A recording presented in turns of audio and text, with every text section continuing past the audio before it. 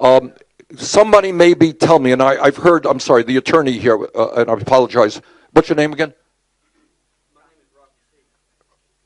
Rocky. All right, made the point that in most of the cases that he handles as a defense attorney, if I understand it, various types of crime, people have to steal in order to feed the habit. Is that essentially what we're talking about? Yes, Senator, it is. Okay, so where you have, just give you, I was in Philadelphia, I was in Baltimore, Maryland in just a couple of weeks ago. I am told that in Baltimore, Maryland, which has a very high crime rate, which has a horrendous murder rate, that almost 10% of the population of that city is addicted to heroin. So in other words, what you're talking about, everything is related to everybody else. You're not going to get a handle on the crime problem unless you get a handle on the drug problem. All right? You're not going to get a handle on the drug problem, I think, unless we deal with some economic issues and we deal with the despair and the hopelessness that a lot of people are feeling. You know? So parents and teachers got a shot at it if we can say to kids, look, you got an educational opportunity. There are great jobs out there. There's a great life out there for you if you do A, B, and C and stay in school. But when you don't have that hope and that opportunity, then I think drugs and an immediate fix at a high becomes a more appealing alternative. All right, let's stay on drugs for a few more minutes, and then we'll get to other subjects. Yes, ma'am, right here. Stand up. You've got a mic coming to you. Just turn around and face the folks. I hate talking on the mic. Anyways, I was embarrassed to talk at first because I am Sabrina Schrader's sister. So it's really embarrassing because I'm not involved in things she is. I actually was pretty smart as a teenager. We both went to different high schools. We both was involved in Upward Bound program and a bunch of other programs. I made good grades. I was involved in sports. Well, I got on drugs not by a doctor. It was by kids that we were hanging around, and they wasn't getting it by doctors either.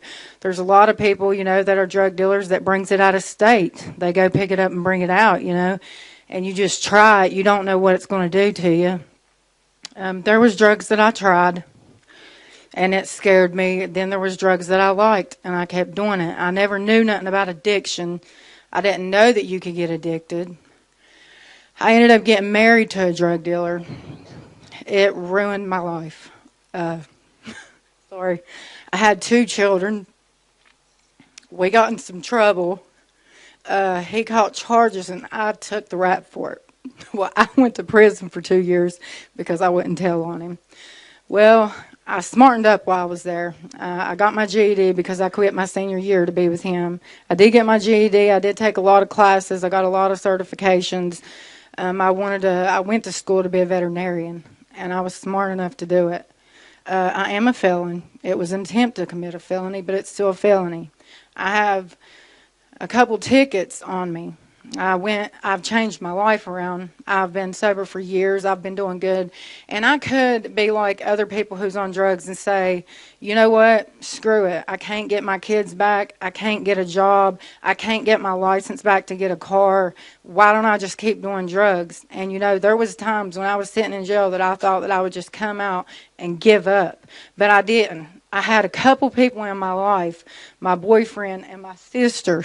She talked to me the whole time that I was in jail when we never even had a relationship. I went and spoke with the cop about dropping the ticket. I even brought her with me. But I guess where I'm a felon, and he said, I know her, since I'm known, he wouldn't drop the ticket. We went back and asked him. He said he would call. Nobody's ever called. I can't get a job, and I don't have the money to pay the tickets to even start out in life, to try to go to college to be a nurse, to see if a judge will sponge my record.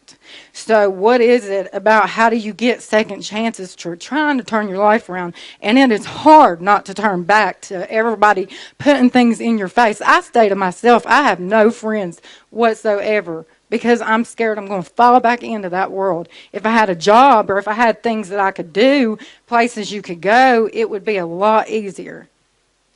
Thank you.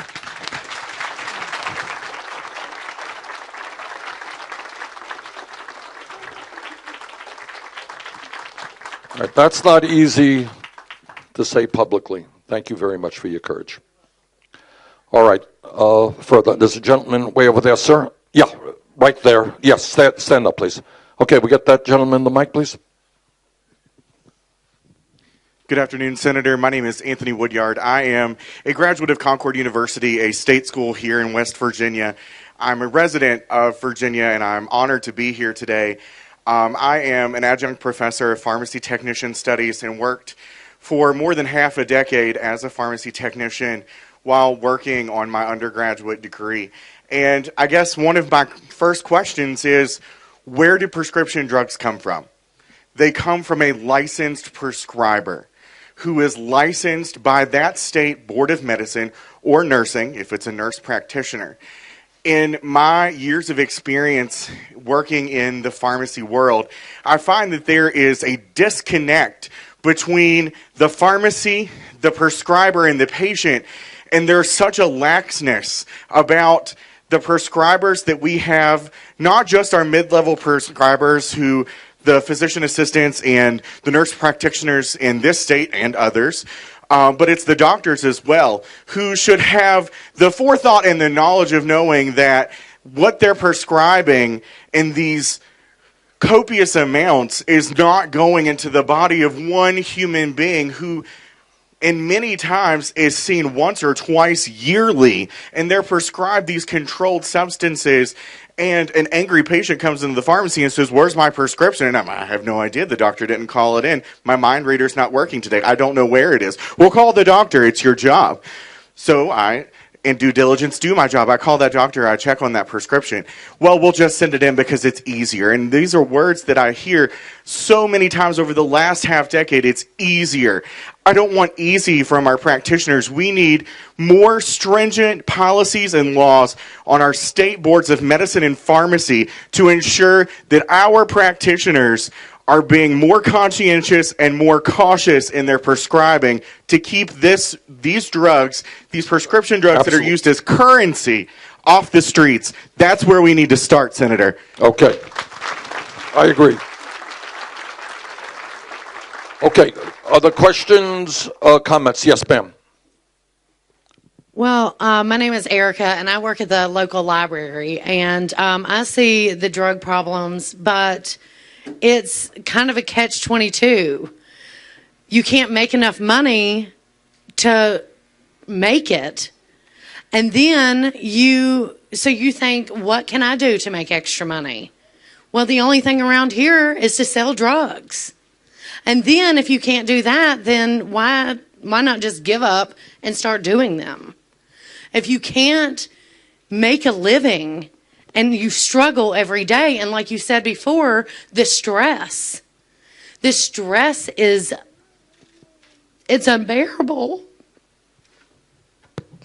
Living in poverty, and we don't have anything else. So either you turn to drugs or you fight through. We have nothing else. Thank you.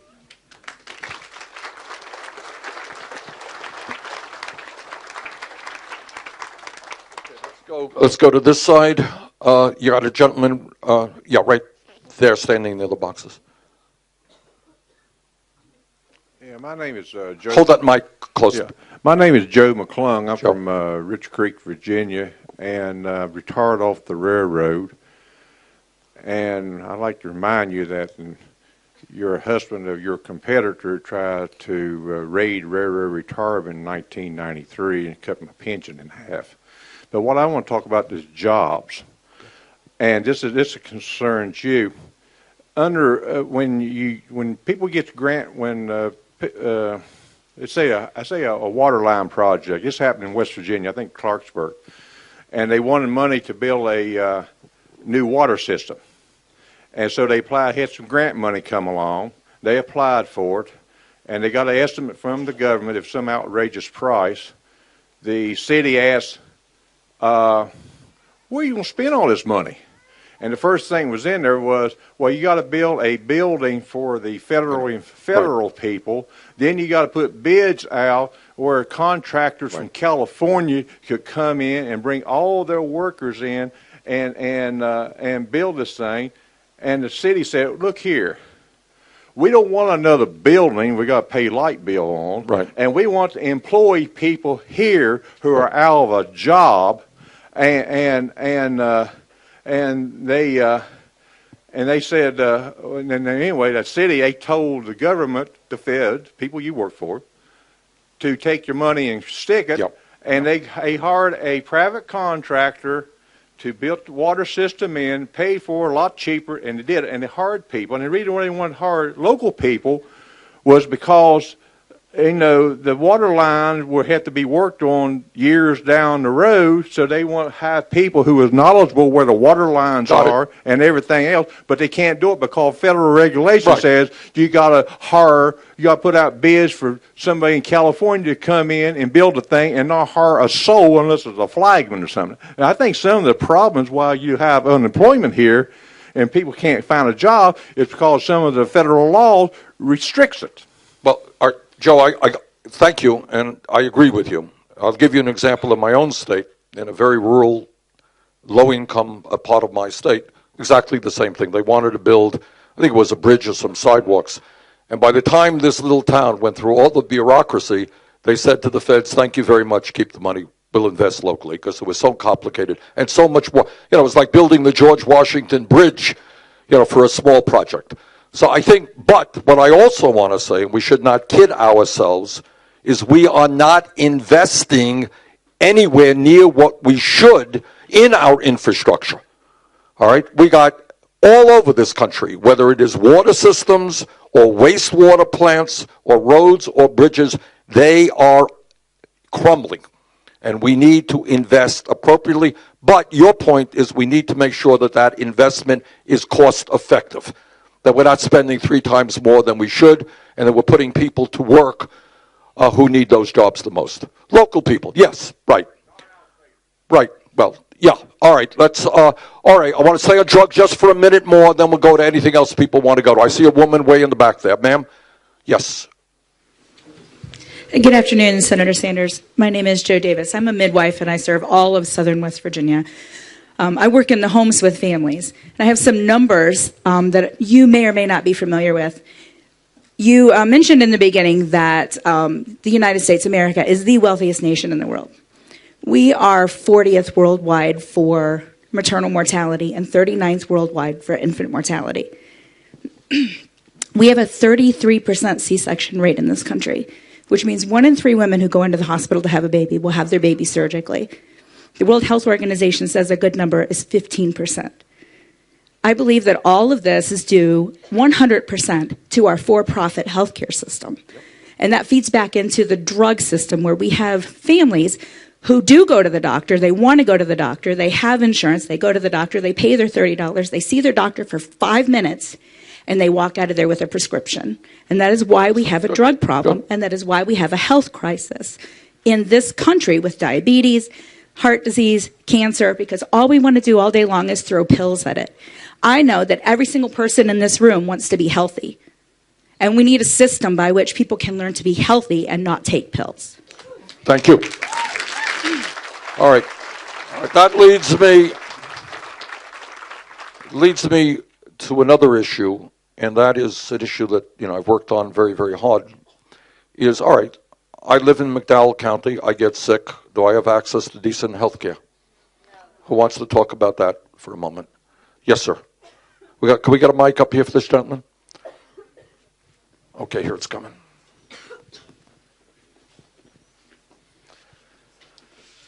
I have an issue that affects me close to home and probably a lot of people in here, and that's autism. And I worked for 10 years in the coal fields and until I got hurt.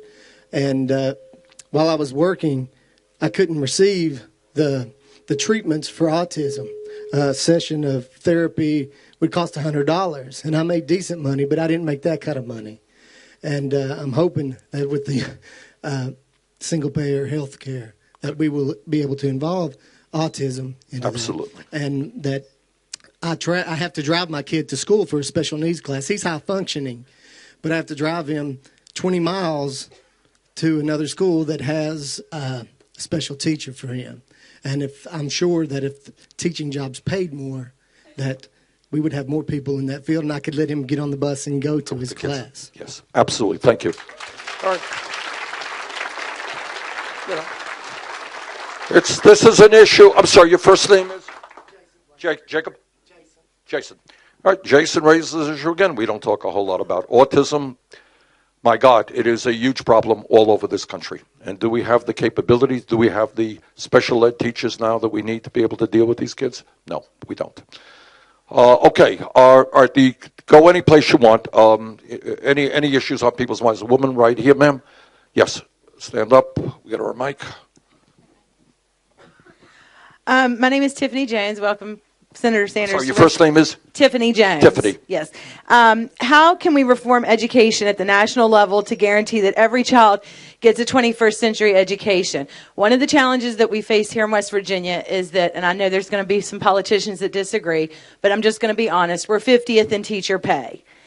We average in our principal and our superintendent salaries, which are decent to more than decent pay, in to come up with our teacher average. So it looks inflated, but our classroom teachers are actually making probably less money than anyone else across the country. What is a starting teacher? If I want to start teaching in West Virginia, what do I make? $32,000. $32,000.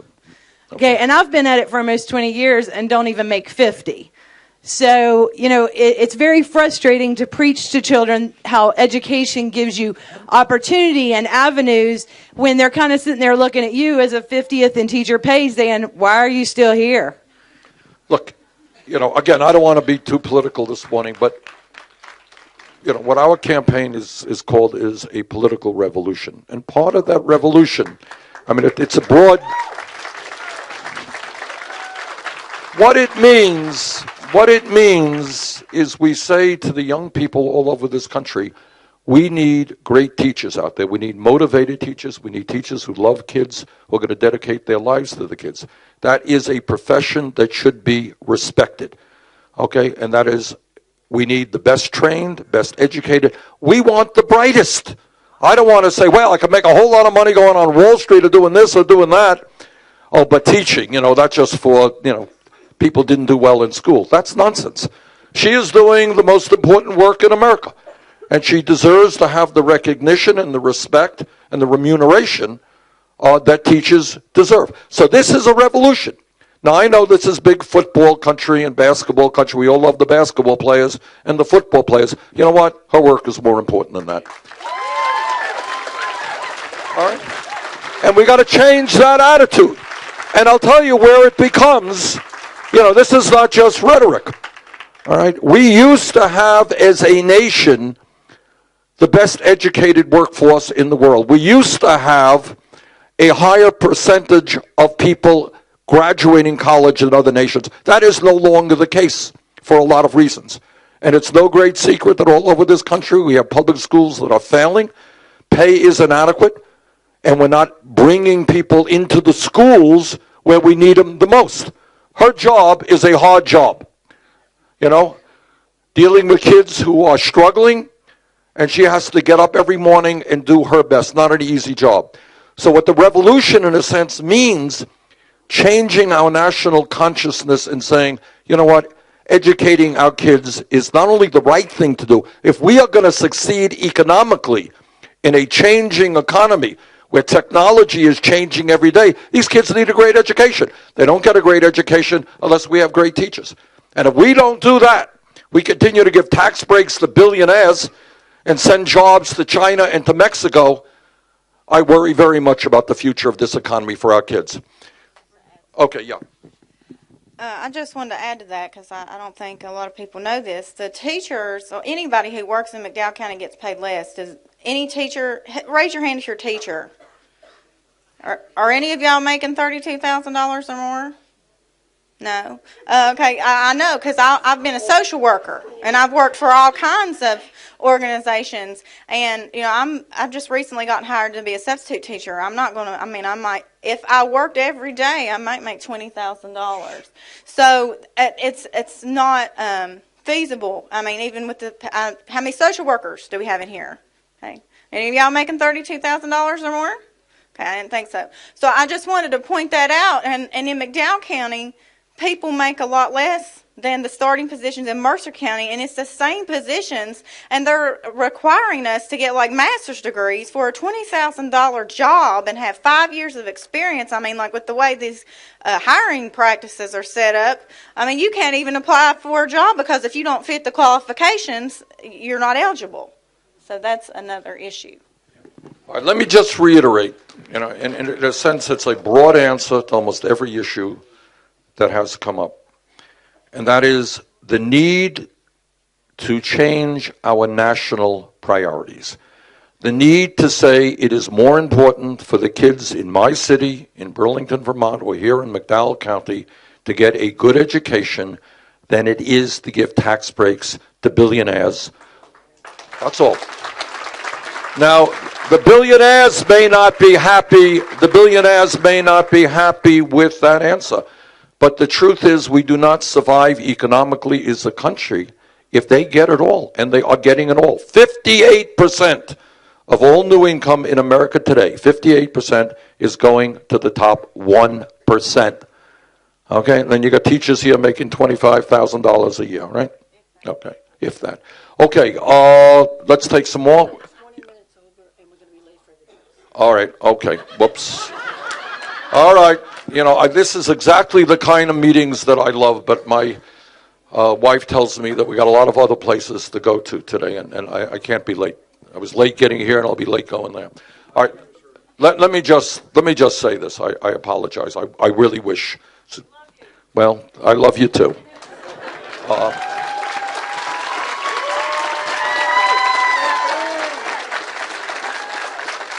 I don't want to make any false promises. You've heard promises from politicians your whole life, so I'm not going to make any false promises.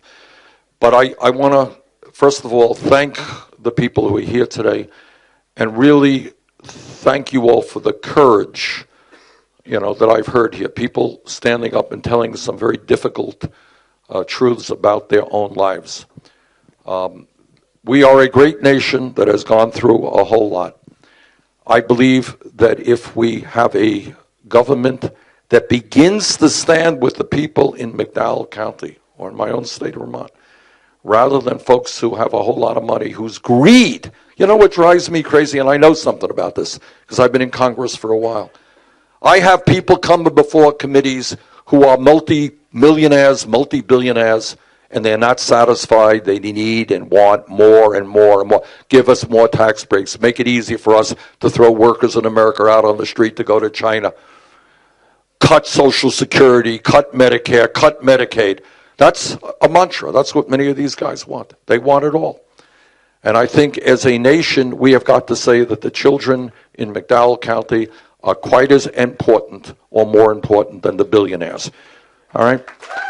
But to make that happen, and I know it's hard, and I know when people are struggling, politics and elections are very, far removed from their daily lives. But let's keep the faith here, and let's reinvigorate democracy, and let's create a government that works for all of us. I think every problem that we heard here today, they're all connected. Drug abuse is connected to hopelessness. Hopelessness is part of not being able to get a decent paying job. Not being able to get a decent job is tied to bad trade policies or whatever it may be, or employers who don't pay a living wage. All of these things are connected. But I think if we work together at the local level, the state level, and the federal level, we can make profound changes in this country. So this is just a wonderful turnout, and I want to thank our panelists, and I want to thank all of you for being here. Thank you all very much.